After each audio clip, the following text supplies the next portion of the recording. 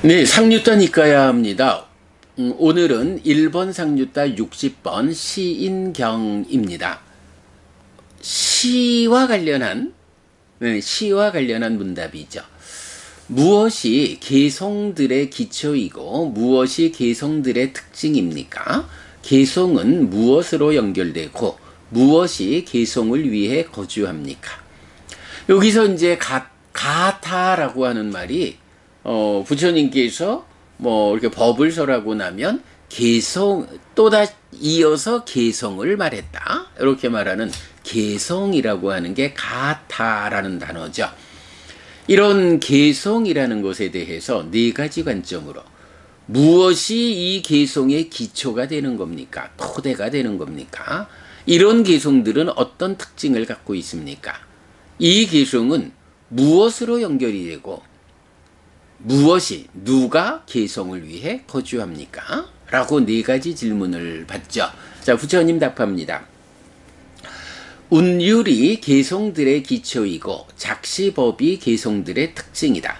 이름으로 개성들은 연결되고 시인이 개성들을 위해 거주한다. 자, 개성이라고 하는 것은 뭐 일반적으로 우리가 경이 쭉 책을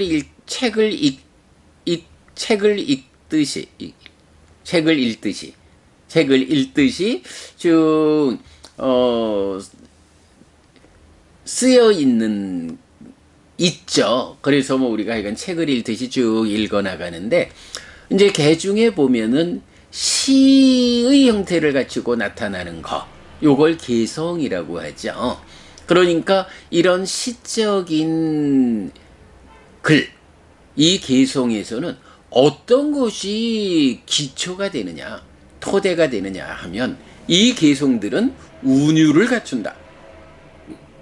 교과서를 읽어가는 것과 같은 평서문들과는 다르게 개성이라는 것은 운율에 의해서 그러니까 운율이 그 개성이라는 시적 글의 기초가 되는 것이다. 그러면 이 개성들은 어떤 특징을 갖느냐? 작시법이라는 특징을 갖는다.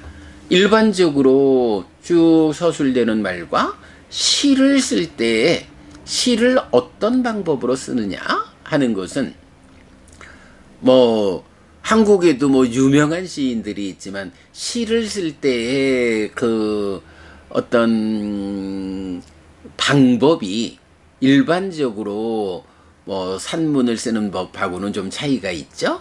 이렇게 시를 만드는 방법, 작시법이 개성들의 특징이다. 이렇게 말하고요.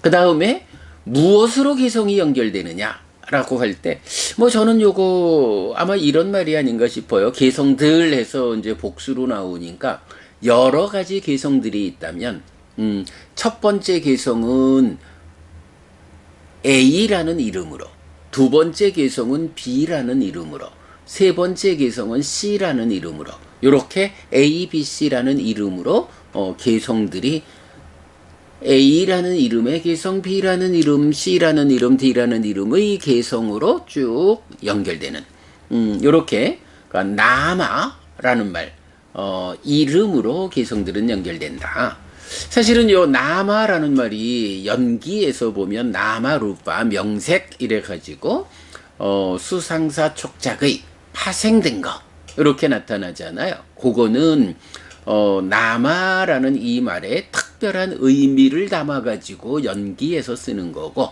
나마라는 요 말은 원래 의미 자체가 이름이죠. 그래서 개성들은 여러 개의 복수의 개성들은 각각의 개성들이 가지는 이름으로서 연결이 된다. 요런 의미인 것 같고요. 그 다음에 시인이 개성들을 위해 거주한다. 무엇이 개성을 위해 거주합니까? 라고 말했을 때 바로 그 개성들, 시를 짓기 위해서 살아가는 사람들이 시인이다. 이런 의미가 되겠죠. 네, 시인, 까위라는 단어가 있네요. 시인이 개성들을 위해 거주한다. 사실 뭐 이 부분은 잘 모르겠어요. 뭐 우리처럼 이렇게 이제 2600년 전에 설해진 빨리 경들을 의미적으로 해석해 들어가는 입장에서는 뭐 개송이 어떤 운율을 가지고 그 작시법에 대해서 뭐 이렇게 우리가 접근해 가기는 어렵죠. 그런데 뭐 부처님 직접 법을 설하신 분이고 또 그 당시의 어떤 작시법에 따라서 작시법을 특징으로 부처님도 개송을 지어왔고 하니까 뭐 아마 뭐 그러니까 글로 나타내는 시절과 말로써 전승하는 시절에 이런 차이였는지 모르겠지만 뭐 이런 질문을 받고 부처님 이렇게 개송을 어떻게 짓는 것이냐 뭐 개송과 관련한 특징을 이렇게 말씀하시고 계세요. 그래서 뭐 그냥 60번 개송이 시인경 해서 개송과 관련한 설명을 하고 있다. 이렇게 보면 될 것 같고 여기에 대해서 더 자세하게 뭐 파악해야 할 부분은 잘 모르겠어요. 그냥 요 정도 시인경에서 개송과 관련한 이야기를 하고 있다라고 기억하기로 하고요.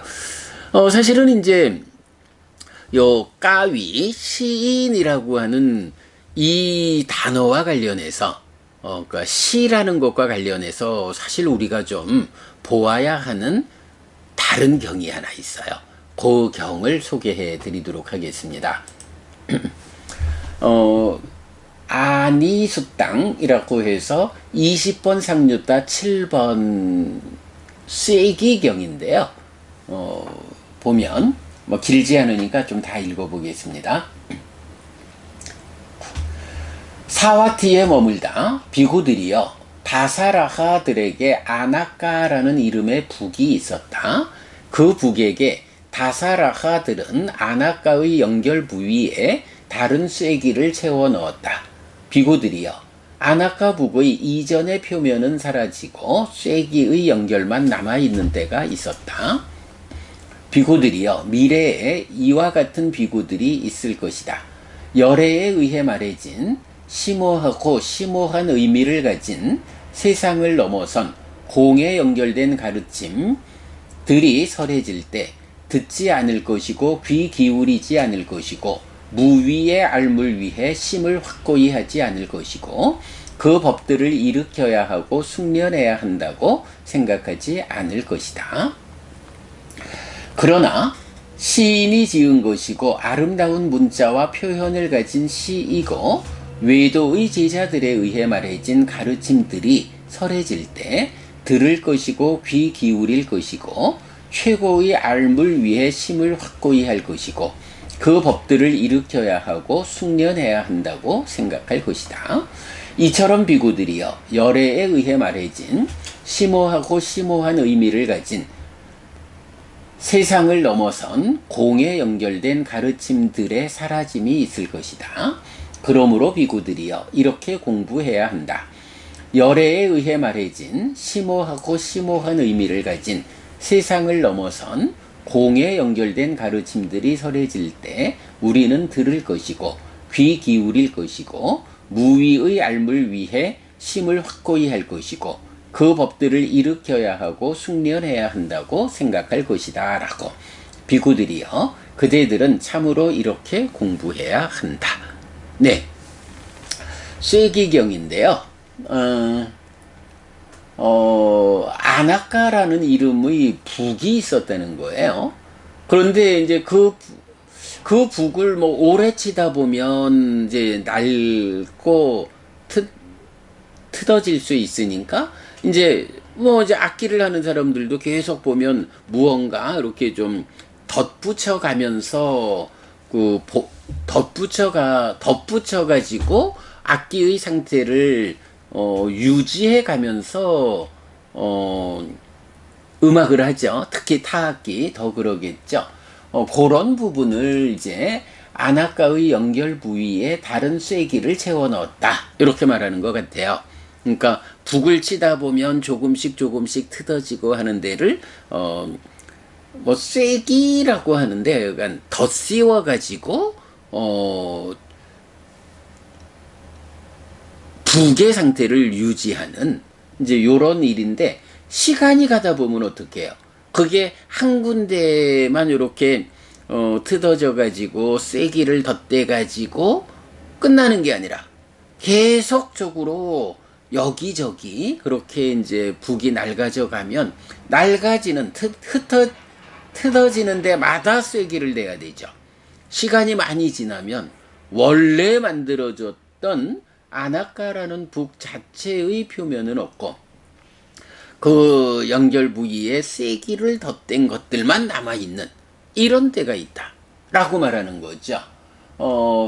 그런 예를 들어가지고 아나까 북의 이전의 표면은 사라지고 쐐기의 연결만 남아있는 때가 있다 라고 하면서, 이제 부처님 같은 비유로서 미래에 이런 비구들이 있을 것이다. 자, 열애에 의해 말해진 심오하고 심오한 의미를 가진 세상을 넘어선 공에 연결된 가르침. 자, 부처님 가르침을 이렇게 말하는 거예요. 부처님에 의해서 설해진 거예요. 이건 아주 심오해. 아주 심오한 의미를 가졌어. 세상을 넘어선 해탈된 삶으로 이끄는 것이요.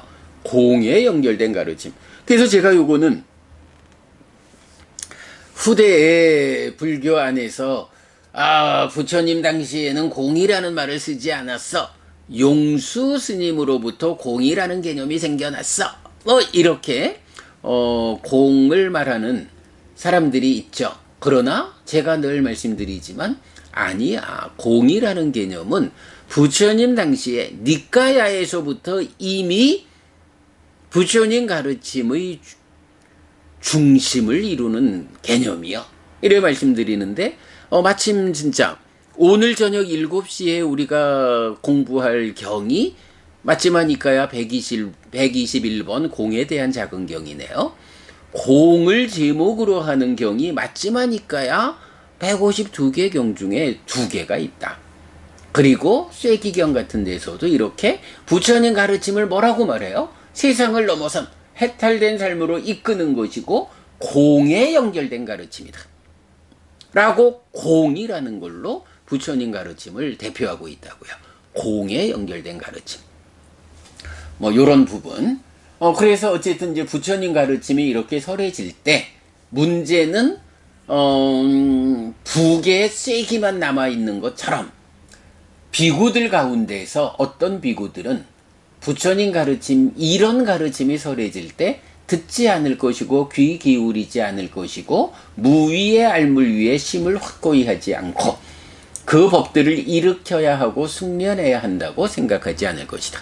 부처님의 제자들이 세월이 오래 가다 보면 부처님께서 설하신 이런 법들을 들어야 한다, 귀 기울여야 한다, 공부해야 한다고 생각하지 않고 일으켜야 하고 숙련해야 한다고 생각하지 않는다. 그렇다면 그들은 무엇을? 네, 여기서 시인이 지은 것이고, 여기서 이제 시인이란 말이 까위, 지금 보는 시인경, 요 까위 같은 단어를 쓰고 있죠. 까위 깠다, 시인이 지은 것, 아름다운 문자와 표현을 가진 시이고 외도의 제자들에 의해 말해진 가르침들이 설해질 때 그때 듣고 귀 기울이고 마음을 확고히 하고 그런 법들을 일으켜야 하고 숙련해야 한다고 생각할 것이다. 부처님께서 정말 오랜 세월이 지났을 때 제자들이 어떻게 문제 있게 공부를 할 것이냐 하는 것을 그때 이미 아시고 지적을 하시는 거죠. 요즘 우리 사회에 보면 정말로 부처님 말씀과는 다른, 부처님이 직접 설하지 않은 다른 이야기들을 가지고 그것이 얼마나 아름다운 시적 구조를 가지느냐 하면서 그거는 공부하려고 하면서 부처님 가르침은 공부하려 하지 않는 이런 부분들 많이 보죠. 몇 년 전에는 또 이런 일도 있었어요. 돌아가신 분이지만 법정 스님께서 법구경을 번역을 하셨잖아요. 근데 이제 이 법구경이 파할리어에서 직역을 하지 않고, 뭐 파할리어를 모르시니까 당연하죠. 일본에서 번역해 놓은 법구경을 한글로, 그러니까 중역을 통해서 이제 법구경을 번역을 하신 거예요. 대학 교수였던 어떤 친구하고 대화를 하다가, 그래서 그 법정 스님의 법구경이 이렇게 중역되었다라는 것 때문에 사실은 의미의 전달에 어려움이 있다 라고 말했더니, 이 대학 교수였던 친구가 정말 매우 불쾌해하면서, 아니 법정 스님의 법구경이 얼마나 문학적으로 완성된 작품인 줄 아느냐 이러면서 아주 불쾌해해요. 그래서 제가 그랬어요. 이보게, 당신은 불교 신자가 아니지 않은가? 불교 신자가 아닌 당신 입장에서는 법정 스님의 법구경이 문학적으로 얼마나 완성도가 높은지 하는 것을 말할 수 있는지 몰라도, 나는 불교 신자요. 나는 부처님의 제자요. 내 입장에서는 법구경이라는 이 책이 문학적으로 얼마나 완성되었느냐라는 것은 중요하지 않아. 이 번역이 얼마나 부처님의 가르침을 훼손됨 없이 정확하게 나에게 전달해주고 있느냐. 이 책을 통해서 내가 얼마나 부처님 가르침을 설하신 그대로 만날 수 있느냐. 이것이 중요한 거야. 당신에게는 법구경이 문학작품이어가지고 그야말로 시여서 올바른 의미의 전달보다도 문학적 완성도가 중요하다라고 말할 수 있는지 몰라도, 불교 신자인 나한테는 그런 시적 완성도, 문학적 완성도가 중요한 게 아니라 부처님 가르침을 얼마나 정확하게 나에게 전달해주고 있느냐. 불교 신자에게는 법구경이 시가 아니고 경이요. 이렇게 말한 적이 있었거든요. 요런 관점에서 우리가 이 쇠기경 좀 살펴봐야 합니다. 그래서 부처님, 그러므로 비구들이여 이렇게 공부해야 한다. 열애에 의해 말해진 심오하고 심오한 의미를 가진 세상을 넘어선 공에 연결된 가르침들이 설해질 때 우리는 들을 것이고 귀 기울일 것이고 무위의 알물 위해 심을 확고히 할 것이고 그 법들을 일으켜야 하고 흉년해야 한다고 생각할 것이다 라고. 비구들이여, 그대들은 참으로 이렇게 공부해야 한다. 뭐 한국 불교가 중국을 통해서 중국 불교의 연결선상에 있다 보니까 뭐 뜻글자인 한글이 가지는 한계도 있을 것이고, 또 오랜 세월이 지나면서 부처님이 직접 설하지 않은 후대의 사람들이 창작해서 더해놓은 이런 내용들 때문에 많이 그야말로 쐐기만 남아있는 것과 같은 이런 현상을 보이는 것은 참 안타까운 일인데요. 그래도 이제나마 늦게라도 우리가 부처님 살아서 직접 설한 가르침 니까야로 들어가서 어떤 후대의 교재라는 안경도 벗어놓고 맨눈으로 경을 보는 일을 통해서 부처님 가르침의 진정에 접근하는 공부, 그래서 불교를 부처님에게로 되돌리는 이 불사를 진행하고 있다라는 것이 얼마나 다행한 일인가. 정말로 우리가 열심히 이 불사를 완성해 가자. 조금씩 해나가는 일이지만 우리가 하는 일이 그런 일이다 라는 거. 예, 오늘 법구경이 아니지. 상류따니까야. 1번 상류따 60번 시인경의 내용 살펴보면서 쐐기경과 연결해가지고 이렇게 불교를 부처님에게로 되돌리는 이 불사의 소중함. 우리가 그 일의 주인공이다. 라는 이야기까지를 함께 했습니다. 네, 여러분. 오늘도 부처님의 언어로 부처님의 가르침을 독송하면서 하루를 잘 시작했습니다. 잘 시작한 오늘 하루 여러분 내내 편안하시고 이익과 행복을 쌓는 시간 되시기 바랍니다. 함께 해주셔서 고맙습니다, 여러분. 행복하십시오.